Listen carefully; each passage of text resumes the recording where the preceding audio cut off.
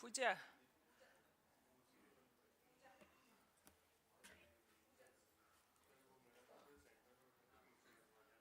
So how much time do we?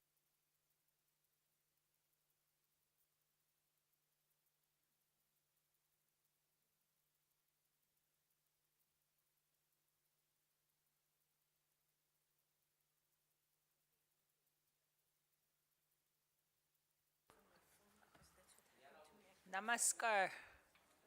How is everybody? Yes?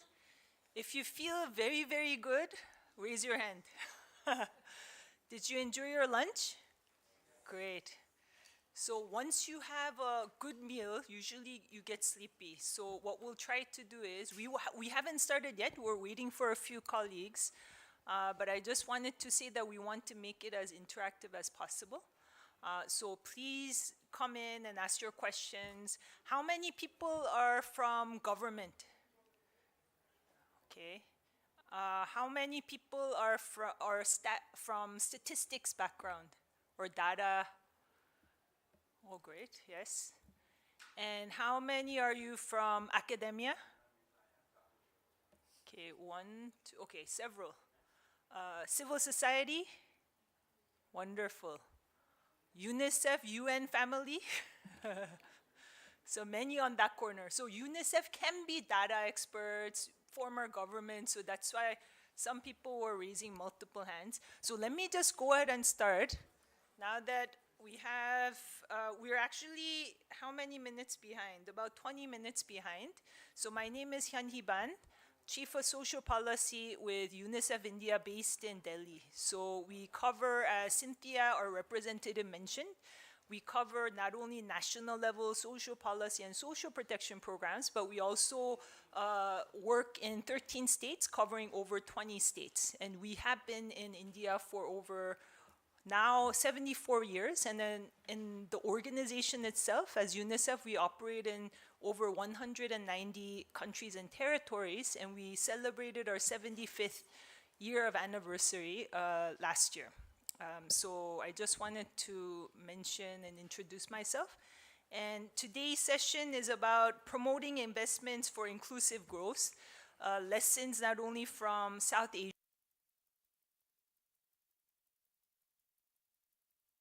policy advisor of UNICEF based in Kathmandu. So our regional office covers 8 countries, including in India. And given her CV was already, bio was read, like our social policy portfolio, she covers not only multidimensional child poverty issues, she covers public financial management for children, social protection, as well as a child-friendly local governance agenda. And then on my left, we have, and then, just to introduce her background, she also has experience working in ILO, FAO. She was also formally advising the ministry in Colombia. So she has vast experience globally as well as now in South Asia. And we have on the far right, Deputy Secretary of WCD, MP, Mr. Ajay Kataria, who will be representing WCD MP to share the initiatives, the good practices that many of our speakers today highlighted in Madhya Pradesh. And then on my left, we have Dr. Chakrabarti, Lekha Chakrabarti, who is a professor in NIPFP based in Delhi.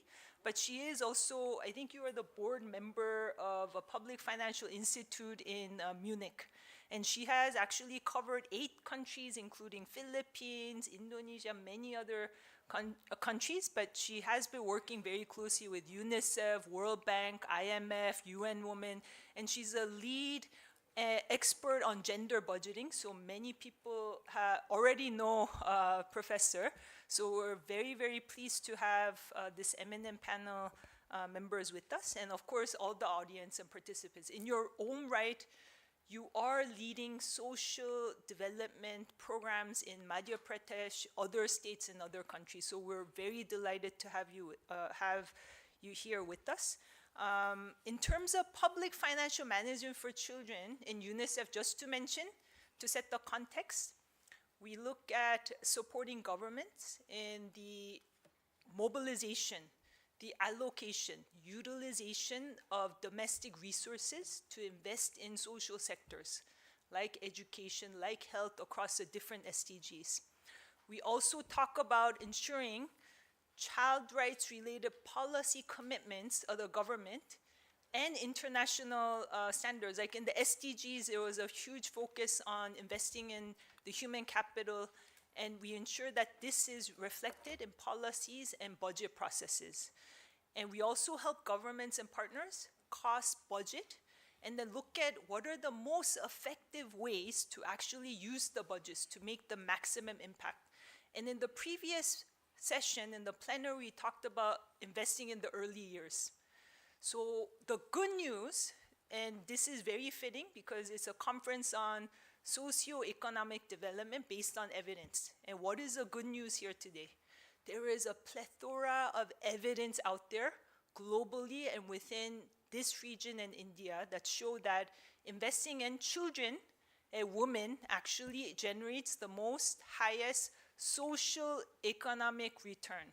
So that was the biggest takeaway, I believe, from today's plenary. And this is why we are focusing today, together with UN Women, child responsive budgeting, outcome-based budgeting, which MP is the first state to do the outcome-based child budgeting, and gender responsive budgeting, where we have our colleague from UN Women that will moderate a session. And this particular session is really looking at, and then not so good news, I have to also say this, despite all of the great, fantastic science and evidence that was presented by Michael and others in the plenary, the policies and the investments around social sector, it goes against the grain of evidence. So what we're investing may not be at the right time, at the right age group, and it may not be adequate. So today is really about setting the scene. One, we'll hear about the macroeconomic context of India and what are some of the initiatives that government are doing to ensure that funding, once you have the funding, you have to also ensure that funding flow goes down to the local government level. So Professor Chakravarti will talk about the India kind of economic context and the implications for investing in children and women. And then Jessica will give her experiences global, regional, in terms of what are some of the good practices, what are governments doing, and some are coming from India that we can learn from. Practically, what can we do as decision makers, policy makers, and practitioners? And we like to, given we're in the beautiful heart of India, MP, we want to learn about the MP experience and the initiatives of WCD. So let me give each panel members 10 minutes each. So I won't really ask questions because they have prepared some of the points, and then we'll go into maybe 20 minutes or 30 minutes of Q&A and interaction with the audience. Thank you. So maybe we start with the macroeconomic context and we turn to Professor Chakravarti. Over to you. Thank you so much, Arun, for having me. When I talk about the macroeconomic context, it's okay? Yeah. It's not on. Okay, Oh. sorry. Yeah, now it's fine? Okay. So when I talk about the macroeconomic context, in 2000, when we began the entire program of integrating gender lens into the budget, there was a huge hue and cry that what exactly you are going to do with the macroeconomic policy, because gender is not our cup of tea. So that was 2000, and I was feeling very lonely. In corridors, people were criticizing me, my works. So I sit here still with that shock in me that why there was a gender lens in the fiscal policy. But now I feel, over the years, things have become eased, and more appreciation and recognition for gender budgeting, because it was criticized like anything in 2000 when we began the work in NIPFP, when no models were in front. And you can relate the same situation now with the central bank governor. Not even a single country has adopted a integrated, gentle lens into the monetary policy. When we talk about the macro, we should not forget that it has to be fiscal and monetary. Fiscal has done a wonderful job, but why monetary policy is silent? And we know that Professor Sachin Chaturvedi, he's on board, he's on RBI board. So where we can begin the conversation related to the macroeconomic policies from monetary perspective and integrating the concerns related to human development. So this is number one, the point which I would like to flag here. Now, there are many career theories, like there has to be a champion to take it ahead. So that's the way it's looked into. Like, prime minister's characteristics affect economic growth process, center bank governors, characteristics affect your inflation management and other integrating financing human development, fiscal side, if you look into the personal characteristics of a finance minister affects the quality of deficit. If that is the case, then the theory which you can float ahead, how to integrate a gentle lens into the monetary policy, is there has to be a champion on the monetary policy front. So which country will begin this process, we have to wait and see. The good news is that in the macroeconomic policy realm, things have eased from inflation, interest rate towards climate financing. So in ECB, in the European Centre Bank and in Bank of England, there are conversations related to integrating climate change into the proper monetary policy perspective. So if the climate change can be integrated into a proper macroeconomic framework, why can't we start a conversation related to integrating human development concerns into the monetary policy? So I was talking about you, sir, that you are on RBI board. So we have not yet begun integrating the financing aspects into the monetary policy. So that's what I flagged. Now, let's go ahead. The measurement issues are huge when we try to articulate, and what is not measured and what is not articulated, that's not the cup of tea of a policymaker. And when it comes to the child and women, what is not measured, that's quite huge. So those statistical invisibilities we need to build in, and this forum is a right place where we can articulate about the data building process which is required for such kind of macro policy making. Because if the data is not there, if something is not measured, we always feel that it's not a cup of tea of a policy maker. So qualitative versus quantitative, the biggest tension is we need to move towards the quantitative more measurements, and the data is very crucial here. Now, there is a tug of war between the policy priorities of a center bank and the policy priorities of the fiscal authority. So if the policy priority of the center bank now is inflation containment, not even growth, because by mandate we have given RBI that we need to control inflation and the price stability is your mandate. It's not, a growth per se in that way, but Professor Sachin may disagree with me.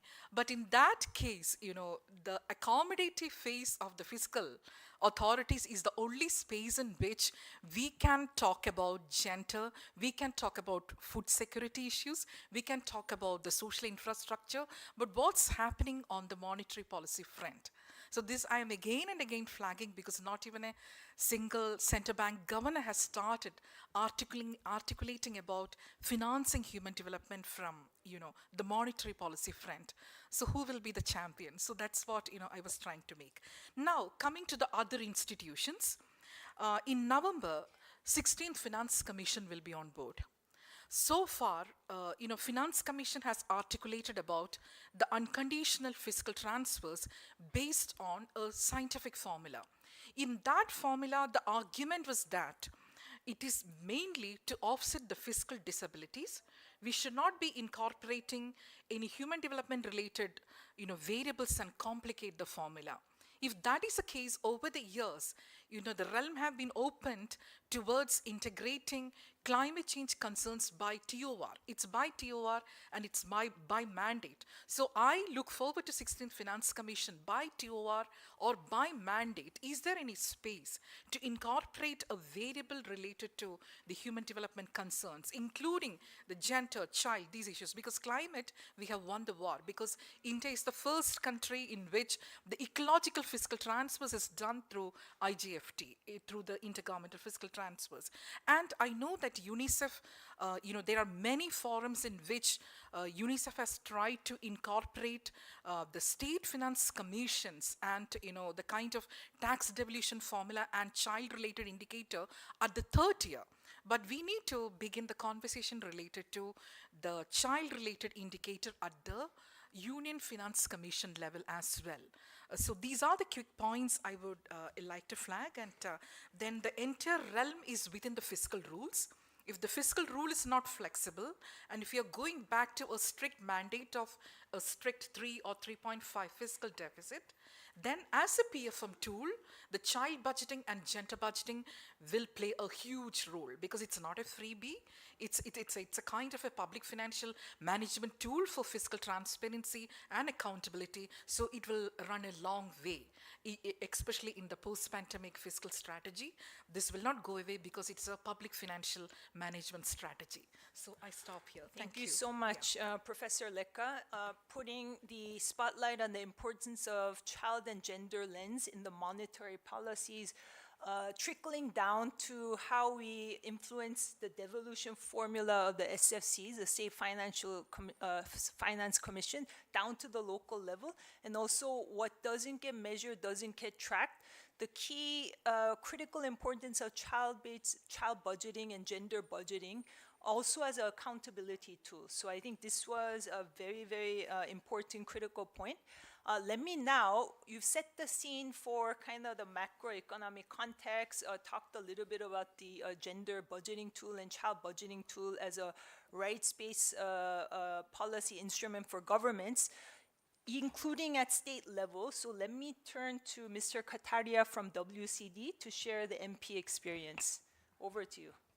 Investing in child and children matters is a priority of Government of Madhya Pradesh. The presentation of the first ever child budget statement as a part of budget 2022-23 was a crucial step in this direction. The statement captures existing budgetary provisions for schemes that are substantially meant for the development of the children. Presently, 17 departments in the Government of Madhya Pradesh are already doing child budgeting, and 30 departments are doing gender budgeting also. And our department is the Department of Women and Child Development. And what we have felt is that, which is known also, that the issues of the child are very closely related to women, because women is still the primary necessary care provider for the child. That's why the issues are very closely related. And presently, the Government of Madhya Pradesh has started one of the biggest direct benefit transfer schemes, I think, in the world, or definitely in the country. That is the Ladli Behna Yojana. And we are doing a preliminary study of this scheme also, which is being done by the Atal Bihari Vajpayee Institute of Good Governance and Policy Analysis. And the preliminary findings also suggest that the increased spending power of women has led to, firstly, child nutrition in forms of increased protein, fruit and vegetable intake, and child education. Women have shown a primary inclination towards more spending in child education and child health also. There are different issues which the government has to deal regarding the children also, like child health, which is dealt by the health department in the government. Education is dealt by education department, as well as specific departments which have been made for the welfare of different classes, like the Department of Backward Classes, Scheduled Caste, and the Department of Scheduled Tribes. The Department of Food is also instrumental, along with the Department of Women and Child Development, for nutrition, because the PDS is implemented by the Food Department. Home Department looks after the crime against the children, the implementation of POSCO Act, as well as many more things we do together, like children care homes and etc. And these are the scope of work being done by Government of Madhya Pradesh. Now already we have 17 departments on board for outcome-based child-oriented budgeting.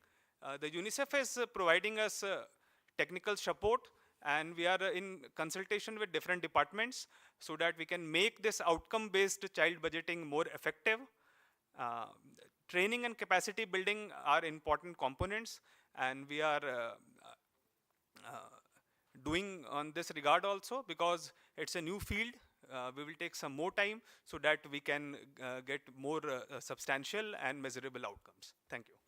Thank you so much, Mr. Kataria, and sharing the experiences of child budget in MP and looking at the multi-departmental effort that goes into looking at child budgets, because a child, in order to have a holistic approach, comprehensive approach, and in terms of policy action programs, you need to involve multiple departments. So you talked about 17 departments, linking it with specific outcomes related to child health, women nutrition, as well as empowerment. And I'm sure that we'll be hearing other states today. I know that state governments and partners working on child budgets in Rajasthan, Bihar, Odisha, West Bengal, and Kerala are here with us today. So we look forward to hearing their experience as well. And I hope this becomes an opportunity to exchange knowledge and ideas as well. So let me now turn to Jessica. Just to announce, Veena, my colleague, came over, sharing the good news that our session has to conclude early. So I'm trying to rush a little bit of the session, but we will have at least 5 minutes for interaction before we move to the next session. So over to you, Jessica. Okay, the pressure is on. So I think what I will do is start from where I left off, just to remind ourselves. We know now, I think we've said it so many times, the highest returns are in the early years. We've seen it, there is evidence that shows it. But our title is on inclusive growth, no? Inclusive economic growth. So how, and we know, and I think Michael Sampson has also shared with us the potential impacts that investing in children, but also in the social sectors, can support this inclusive growth. I mean, just to give you an example, that if you invest, there's a study by the International Trade Union Confederation that shows that investing 1% of GDP into social protections can have a multiplier effect between 0.7 to 1.9%. So you can see that, and it depends on the country. For developing countries more, for more industrialized countries less. So it depends a little bit on the countries. But there is a positive impact, and you can find these types of studies for different investing in education, investing in health. What I wanted to share is that investing, it is a driver of change, investing in these social sectors. But this can be done in two ways. One is investing more, so we can invest more in the key social sectors and support this inclusive growth, because what we're looking for is not just economic growth. We're looking for growth that will spread across all of our society, including to children, and children contribute to this. Or the second point is we can invest better. And in many of our countries, we have a fiscal space and we feel a bit more constrained, so we need to see how do we make a bigger bang for the buck that we have, as they say.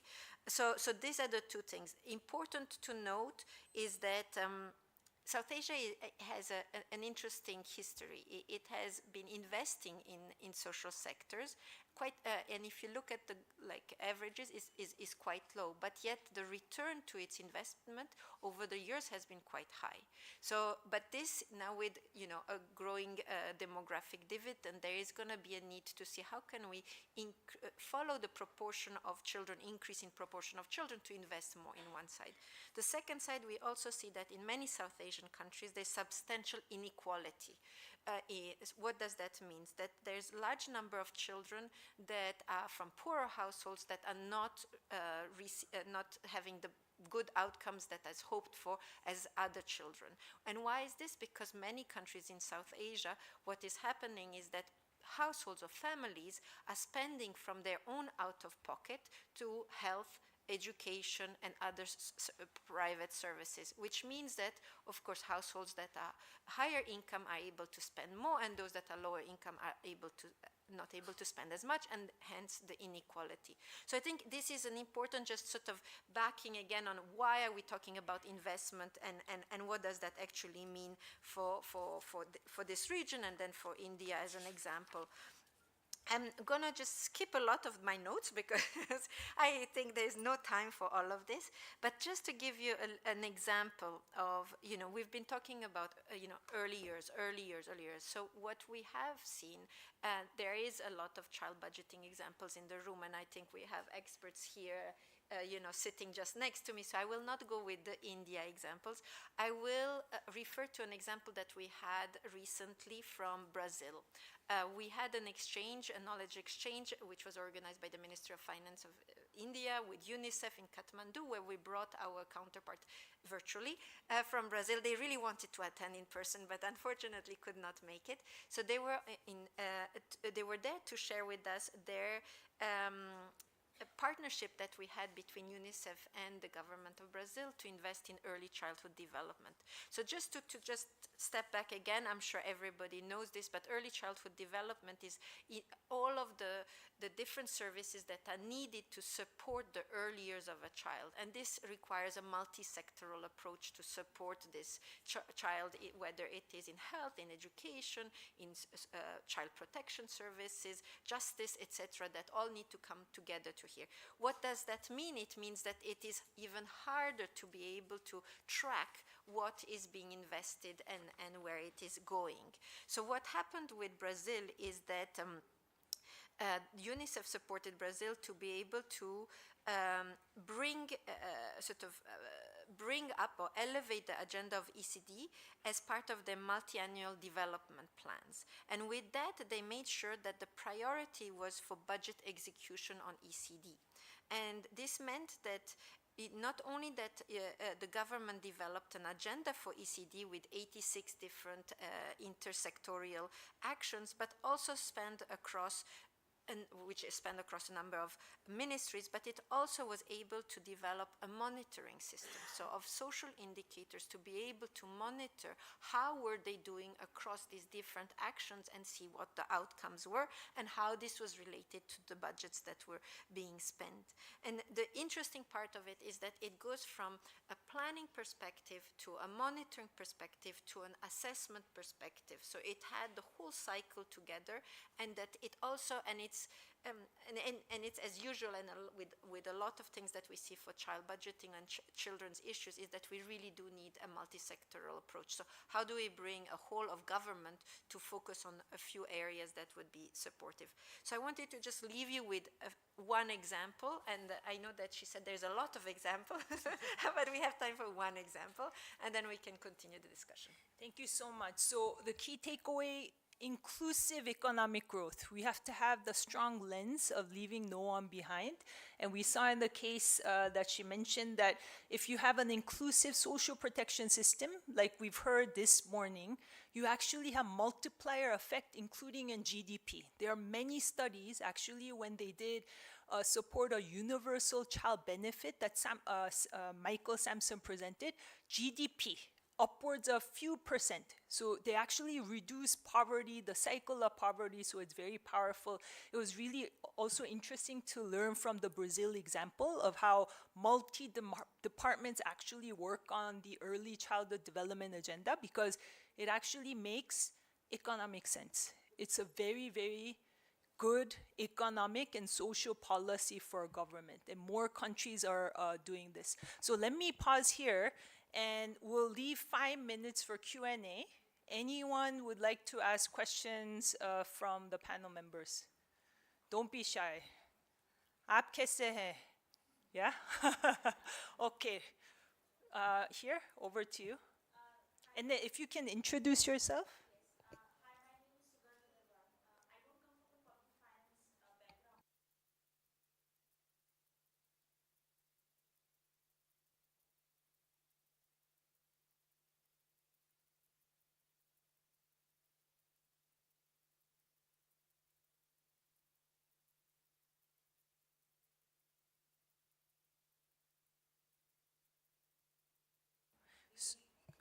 Excellent. So we'll take a few questions, maybe 3, and then we'll move on. Okay, over to that. Okay, we have 1, 2, 3, 4. Okay, 5. So make it very quick, and then we can have all. Okay, go ahead.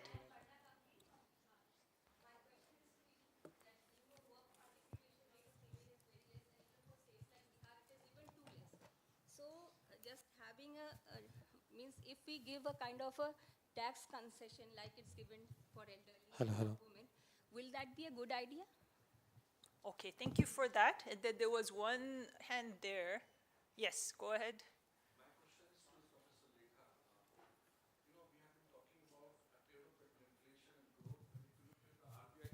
Government policies over the last couple of years, it is repo rate, the government has made changes more than dozen times, you know.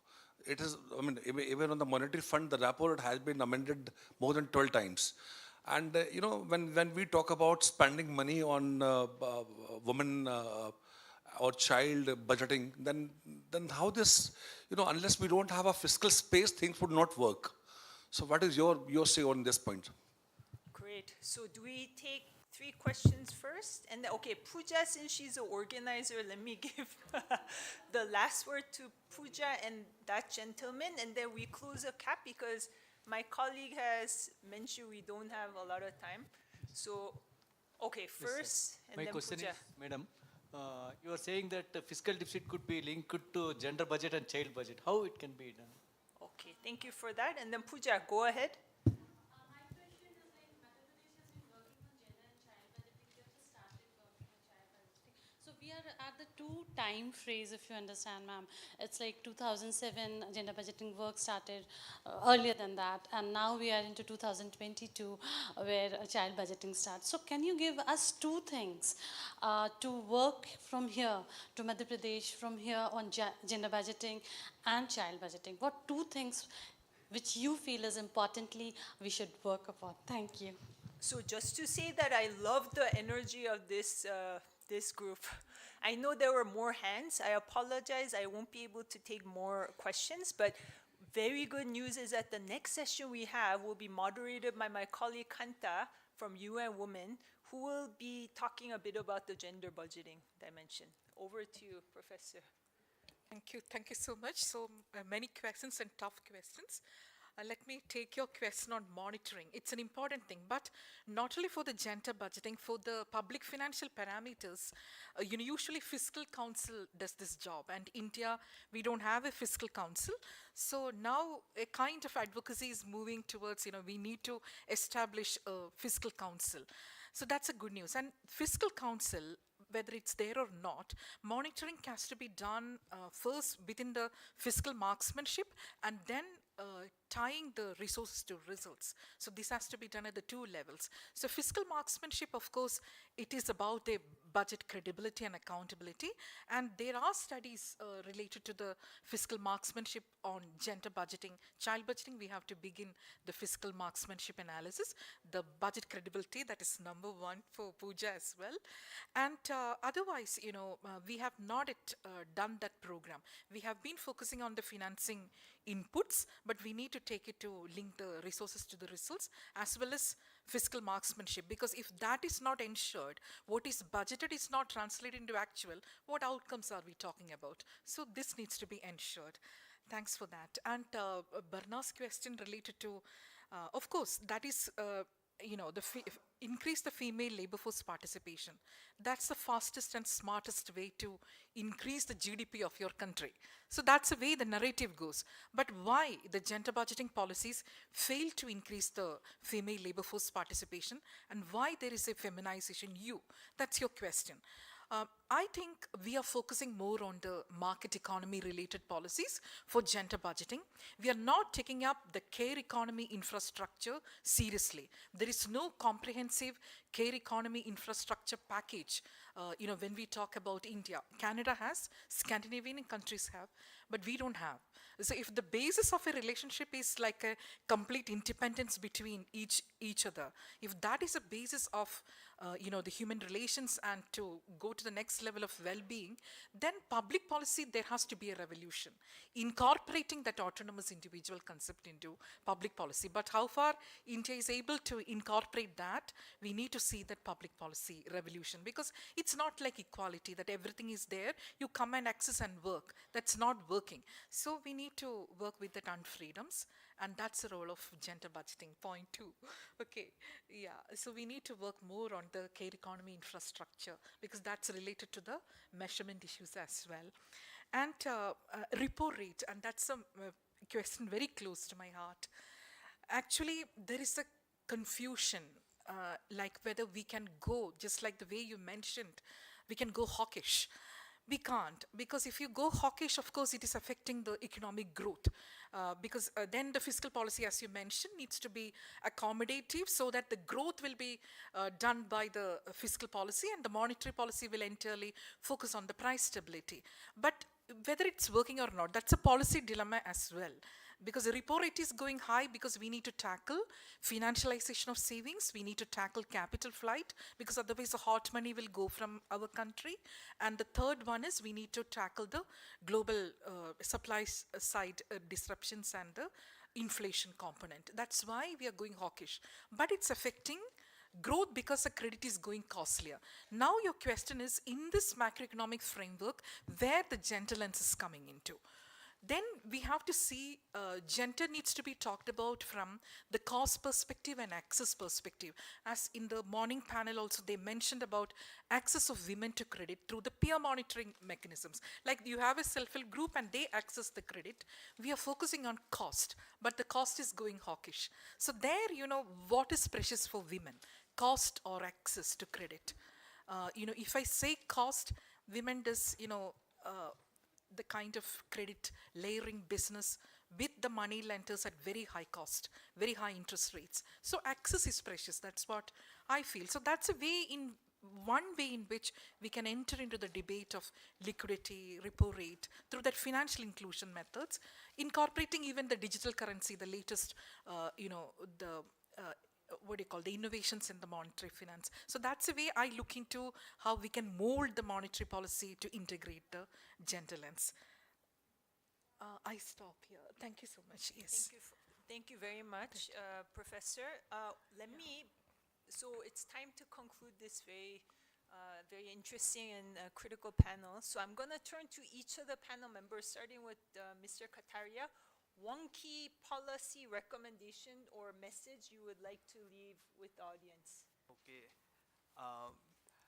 I will not talk on the technical aspect of budgeting, but what our experience says is that if there is more money in the hands of women, children are better off automatically. Thanks. Wonderful. Very well said. Now turn to Jessica. I won't be that succinct. Sorry, I have to say one thing, is in the sense that first, what we are seeing since COVID, because we knew in COVID that there was a decline in early childhood education, access to early childhood education, and care services. And this not only was during COVID, but has continued, which means that there is a significant underinvestment in this area. There is a reason why the children where they would have the highest return are not being cared for and having access to these services that would support their highest return. So this is one. And then the question asks, I know that even in India you have a time use survey, and I wonder why, we're talking about data, but data on its own, it's not the panacea. Data needs to be used, and it needs to have an influence and has to have a policy decision with it. So how come with the time use surveys, which shares these preoccupations of women's ability to juggle and to have multiple callings, how come there is no use of this to see how we can support better care services and the care economy in our policies? Over. Thank you, Jessica. Now, last word. Thank you so much. And I go by the Secretary's word of that good mother hypothesis. That's pretty relevant, that the money going into the hands of women, that gets into the entitlement of education and health for children. And my single message is the political economy, because we need to work more with the political, stakeholders. And in the morning also, we have seen that it's not a technical session. It's quite a political economy. So that's my message. Yeah. Thank you so much. On that note of political economy, congratulations to India for a very significant G20 Leader Summit, where there was a huge focus on sustainable development goals. There's a dedicated chapter on women with a recommendation to set up a women's working group in the next G20 presidency. So that is huge. And we see this as an opportunity to actually invest further. So we're talking about fiscal constraints, COVID pandemic, climate change, climate finance, SDG finance go hand in hand.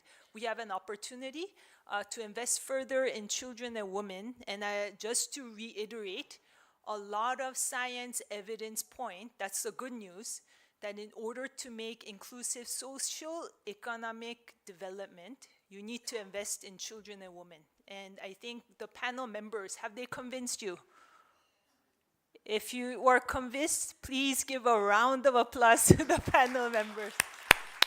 And I really appreciate all of the, very good questions, and I look forward to the next subsequent sessions that are very linked, and we will look further into the policy, policy actions toward getting further in realizing the SDGs. So now over to Pooja for the next segment. Okay, thank you.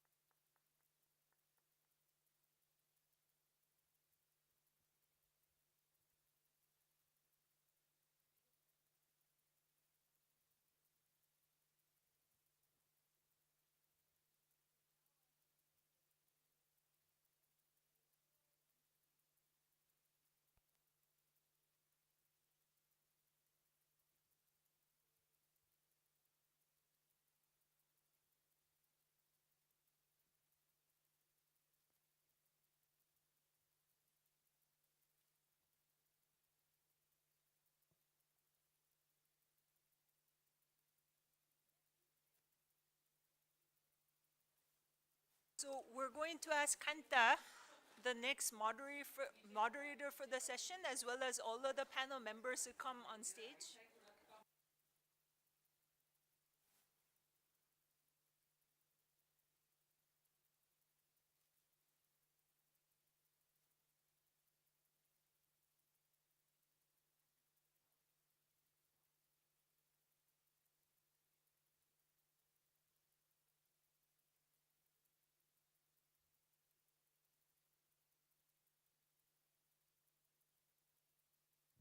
Check. So we are going to that.